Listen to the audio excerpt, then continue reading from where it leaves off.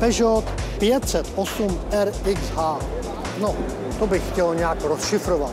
Co pak 508, to je jasné. RX znamená, že s tím vozem mohu i trochu do terénu.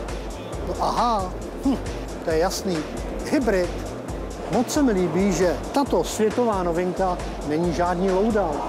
Celkový výkon je 200 koní.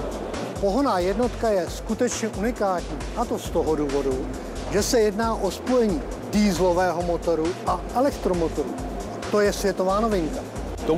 Nabídnout pohon označovaný Hybrid 4 ve spojení s modelem 508 RXH je ideální volbou.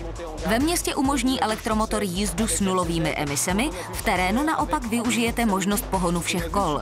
Uvedení tohoto vozu na evropský trh je plánováno na jaro roku 2012.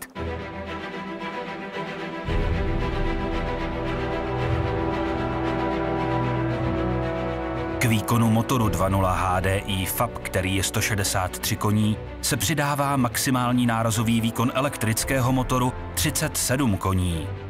Kromě zástavby hybridního pohonu prošel Peugeot i dalšími úpravami. Asi o 4 cm se zvětšil rozchod kol a opět celková výška. Na výběr jsou 4 jízdní režimy. ZEV, 4WD, Sport a Auto. ZEV znamená nulové emise.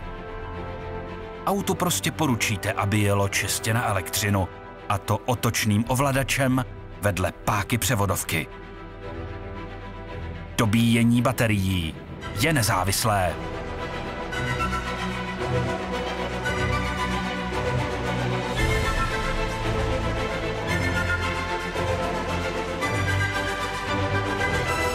Výhoda tohoto hybridního pohonu je, že nemusíme téměř jezdit čerpacím stanicím.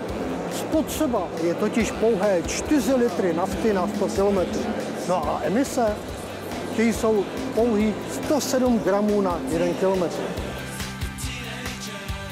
Peugeot 508 RXH. Do půl roku na našich silnicích.